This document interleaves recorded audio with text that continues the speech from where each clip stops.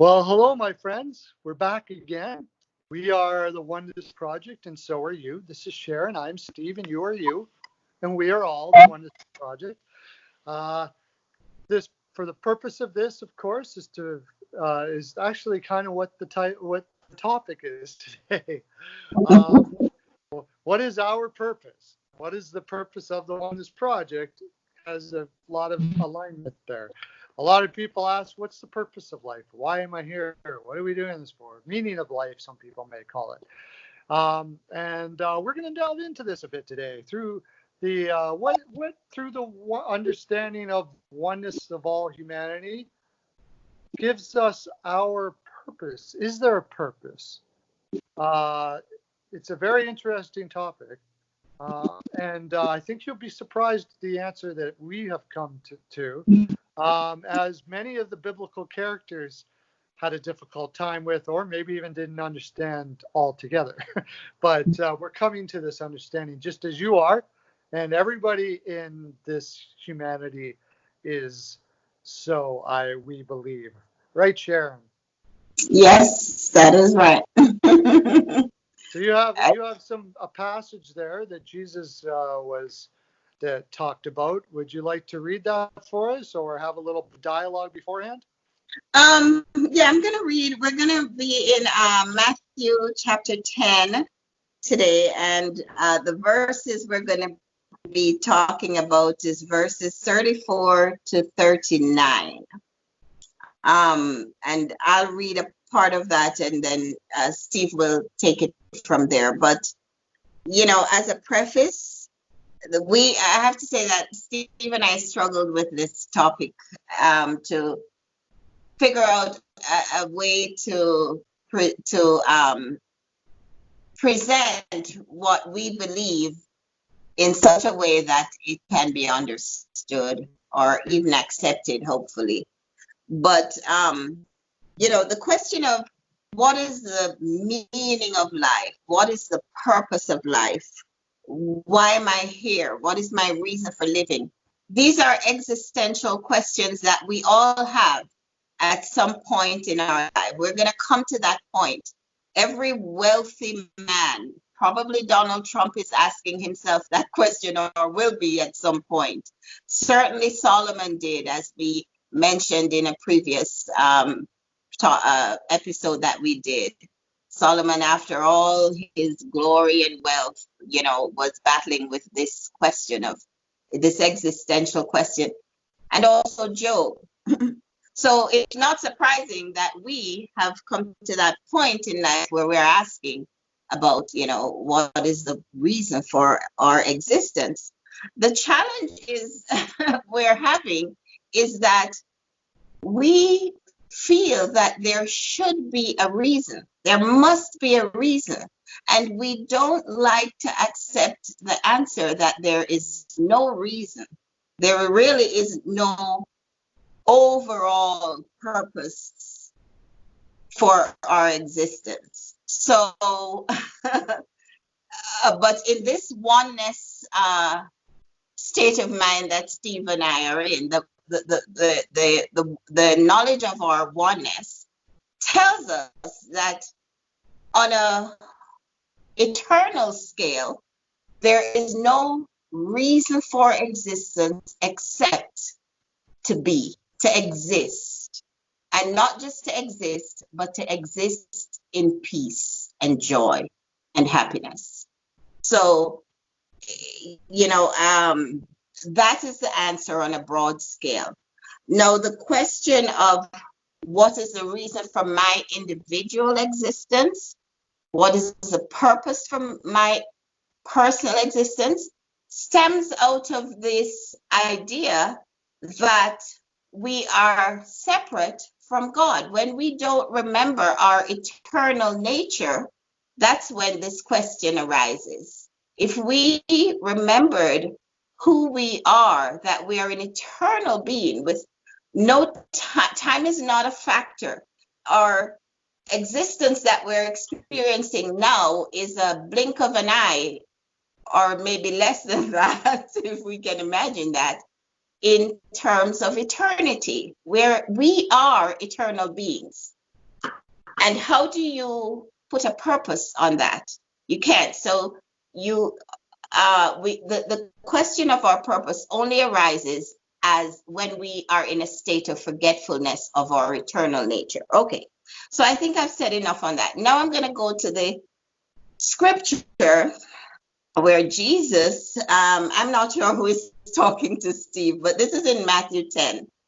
And I'm going to read from verse 37 to 39. And where it says me, because Jesus is speaking, I'm going to inject the word peace, because we know Jesus Christ is the Prince of Peace. This is his whole purpose, to bring peace on earth.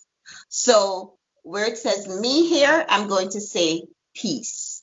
And where it says life, I'm going to add the word purpose. So because that's what we're talking about right now. Okay, so here it is, verse 37 to 39. Jesus says, excuse me, he who loves father or mother more than me, meaning more than peace, is not worthy of peace. And he who loves sons or daughter more than peace is not worthy of peace.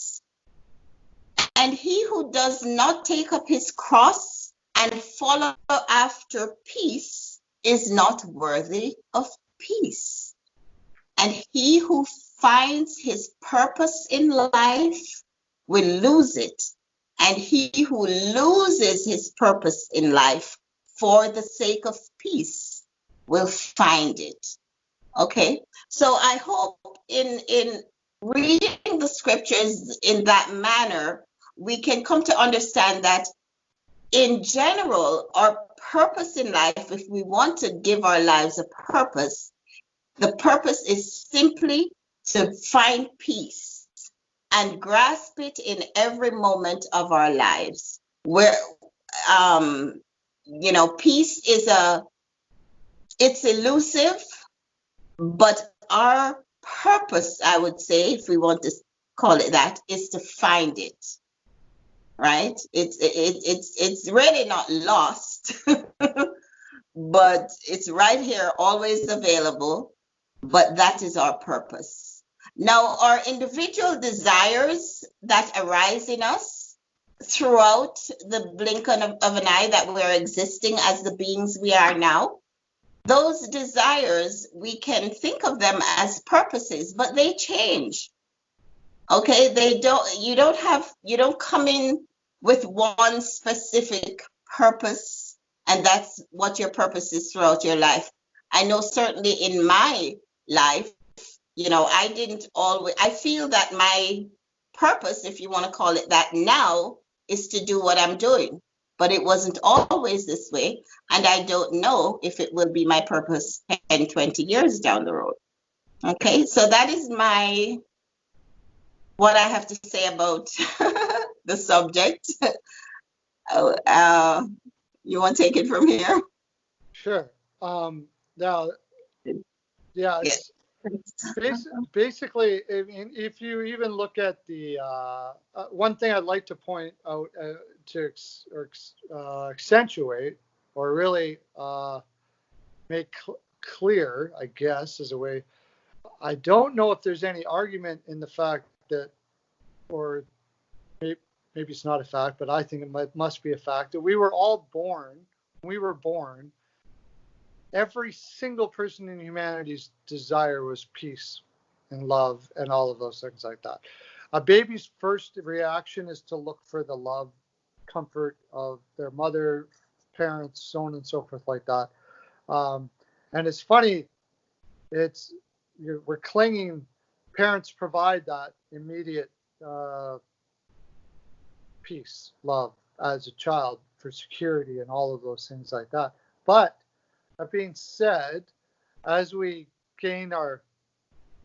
brain stems start to become a mature brain in this individual consciousness, that peace seems to be a struggle. And that's, I think, a lot of what I think that's what Jesus is talking about here. Now, the question, of course, is what is our purpose? We are here, we are stating here that since we believe that all of our desires that have been put into us are there for a reason, created or brought forth by the one mind, which is all of us, those things are truths. Jesus would say that it's in you. Every human is striving for peace. They may not be in memory of the fact that they already have it and are trying to acquire it, which is why a lot of people will ask, what is my purpose? Where the purpose, we find that the purpose will bring us peace. And what we are finding through the oneness message is the peace is already in us and will create a purpose, not something we're looking for, but something that springs out of us. And we just create in pure peace already, not trying to acquire the peace. Now, so from there, we just went and said that Jesus talked about calling himself peace, the Prince of Peace. Jesus, God is love. He said he's exactly like the Father. If you've seen him, you've seen the Father. So you've seen love if you've seen him. Love is peace. There's verses in the Bible that talk about love is never is long suffering, and love is all of these wonderful things. And one of them is love is peace. Peace and love are the same thing. So why then, before Sharon met the same verse, the same passage, just a little bit before, we have Jesus says, "Do not suppose that I have come to bring peace on earth. I did not come to bring peace, but a sword." Well, you hypocrite. For I have come to turn a man against his father. Sounds like quite the a-hole, if you ask me. A daughter against her mother, and a daughter-in-law against mother-in-law. A man's enemies will be members of his own household. So here we come into this world, cling to our parents, all of those things like that. This is like the instinct of the human form is to cling to peace. When we have no way of being able to keep ourselves alive, somewhere knowing in us, we feel that we are to live. So we cling to that which will give us life. Now, as we get older, we move away. We're moving away from that concept. We're growing. And it says a man's enemies will be members of their household. Now, also, I want to mention that first verse. It says, "Do not suppose I have come to bring peace on earth." The word to bring there, the word used there, is actually a word that can mean conjure. Like magically just, wow, there's peace. And that's what a lot of people are meaning when they say, what is my purpose? When people say, what is my purpose? They mean, what is my peace? Because they are in unrest, they are bored, they are unsatisfied, all of these things like that. And what do we do in this consciousness when we do that? We try to grab for humans, relationships, work, whatever these things, we're just grabbing for peace, something. That word can be interchanged to purpose. And what Jesus is saying is here, I didn't come to magically produce peace in the world. I came to say that your purpose is peace. Pick up your cross, pick up your cross, which was Jesus's peace, by the way.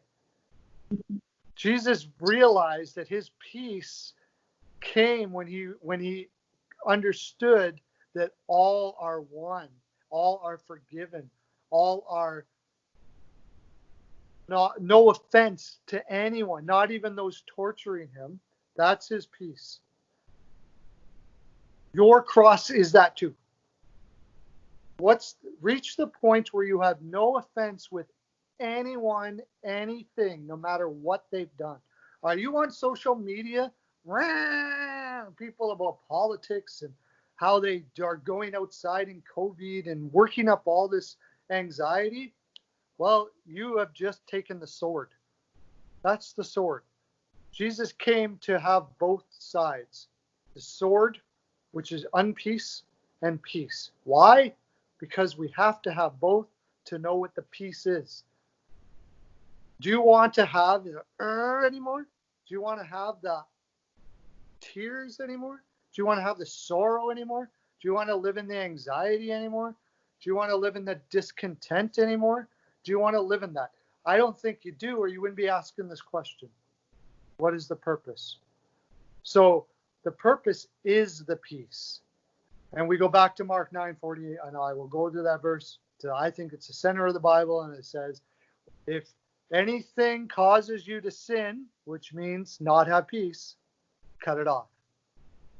And we can also do something here that he talks about here is he's going to turn family member against family member. Guess what? You may have to leave family members. If anyone has left a family member because of me, peace, they will find it. Because the purpose is peace. That is our purpose. You find peace. That's what we were born to have. In the womb, we had no stress, no anxiety, no anything. We lived, we floated, we loved, and we didn't have the contrast, though, to actually experience the peace we had. In this world, we will see many things happen, calamities. But peace is living in the oneness and knowledge that all of it does not affect our peace. Because we are love. To live in that is where is what our purpose is. There's actions that spew from that. For Sharon and I, our actions are right here. We have this desire to spread this message so other people can live in this peace as well. That creates more peace for us. You can be selfish with peace, you know. Because your own peace will spread to other people. You don't need to work at it. You don't need to go out and try to accomplish it. You don't need to try to solve somebody else's peace. You simply when we create our own peace, we will have people leave us, for sure. There's no doubt about it. We may have to leave people, absolutely. But for the number one thing that we have is peace, is for our peace, meaning joy, love, all of that. What I made the mistake of in my life is I equated peace with neutrality. Basically, not caring. That is the way I first alleviated my anxiety, was to just live in a numbness. So I turned to alcohol and drugs and so on and so forth like that. It didn't actually provide me peace. Also, the word peace comes with other words: joy, excitement, a fervor for living, I guess you would say. It's like everybody wants to wake up in the morning or wake up or be in their life going, I love this. This is amazing. And what we're doing is we're searching for it out there. I want to find it. Jesus, the Christ in us, who is Jesus, is saying it's already in you. It doesn't matter what's going on around you. It's already in you. Find that peace in you, and the rest will create it out of there. And the peace I found in me is what cuts off all the offenses. Cut off my hand, what cuts off all the offenses. First, I have to understand the offense, though. How do I know what peace is or what the offense is if I don't have anything that indicates the offense? Why did the mind create this body that has pain and panic measures and all of these things, anxiety, things that happen to our body because of anxiety, headaches, certain types of heart palpitations, not being able to sleep? Why do we have rest? Because for us to see that we are not at rest, we are not at peace, when these things are happening to us. They're actually good. They're wonderful indicators that we are not in our full peace. So we can go, okay, how do I bring that peace back? What is the truth? Oh, we're all one. This person offended me today, but that person is not in memory of the oneness or wouldn't act this way. So I love them anyways. I love them as human beings. That does not mean I'm going to be around said person. That person beat me up yesterday, but I love them anyways. That does not mean go back and get beat up tomorrow.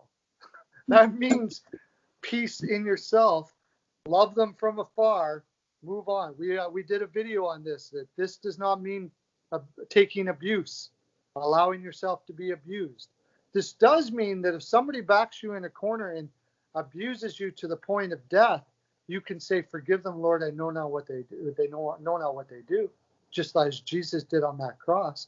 The worst kind of thing that can happen to you, we can have peace through it. And I was just reading a book again. I love her. What's her name now off the top of my head? Your Dolores friend, Dolores Cannon? Yeah, Dolores Cannon, who goes back into people's past lives, and we'll get into that some other time about past lives or what have you. But she goes into people's past memories, and they have times of going through death. And it actually says, and I've said this in my previous video, but I really want to get this across because it's one of the biggest fears in our society, that when we go through those types of pains, we have a mechanism that will allow us to leave our bodies and not feel those pains. So we don't even have to be afraid of that. We know that the mind was created for us to live in pure peace. And when we believe in that peace, we have found it. We have found our purpose. Our purpose is that and that alone. And through that, like I said, we're doing this.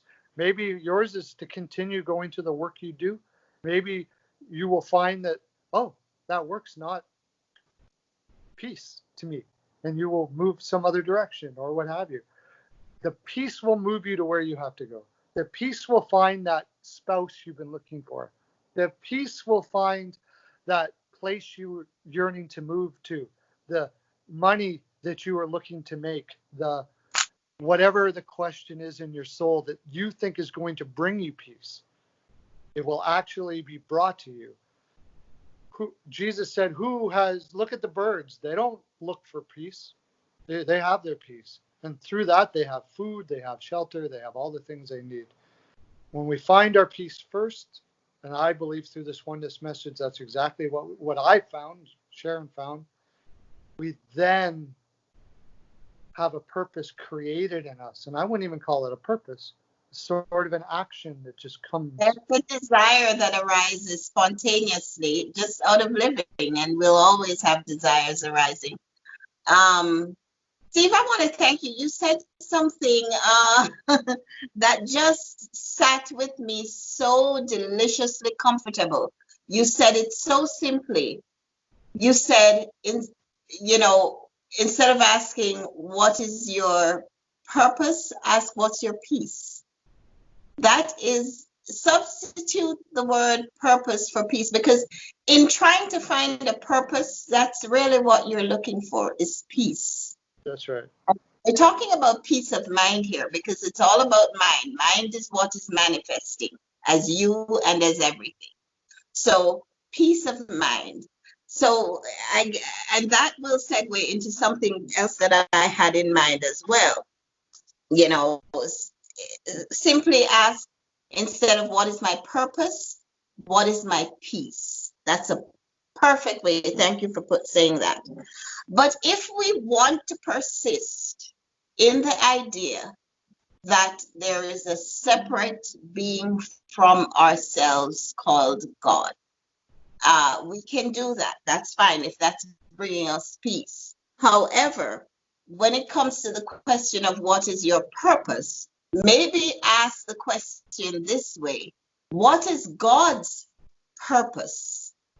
Don't ask what is my purpose. What is God's overall purpose, right, in creation? Isn't it that his creations have peace, have joy and peace, right? Right. Would you agree that it would boil down to that God wants all his creation to experience peace and happiness and joy and all of those good things? Well, That's why we manifest the term Father. Yeah. exactly. That's what Father wants for his children. So that is your purpose then. Your purpose is what your Father wants for you. And that purpose is to have joy and peace. So no matter which way you slice this topic, it comes back to the same answer, that the only purpose, if we want to look for one, is to be, and not just be, but be in peace. Couldn't have said it better myself. I think I just said that because you're me and I'm you, so I said that. Okay. Well, my friends, this was wonderful. I'm gonna have to meditate on this myself. I think I don't know about you guys, but I actually listen to these things a couple times. I like to see what our mind is saying, and I think maybe I'd like to do a thing on that because this really what it is. When we're listening to this, we're listening to us. It's not what Sharon is saying. It's not what I am saying necessarily. We're not some gurus of the peace at all. Not even close. We are you. You are I. We are coming to peace together, and there will be Christ consciousness in the whole of all. And then we'll forget and go back to doing this again. It'll be a lot of fun. We love you so much, and we're so happy for all of you that are watching. Please remember to subscribe, hit the bell, all of those things, and get this algorithm moving out there. We're going to start talking a little more in the comment section. Please talk with us. We enjoy your conversation. And if anybody would like to come on with us, we can do this with 3 screens just as well, and it would be a lot of fun. So till then, till next time, have peace.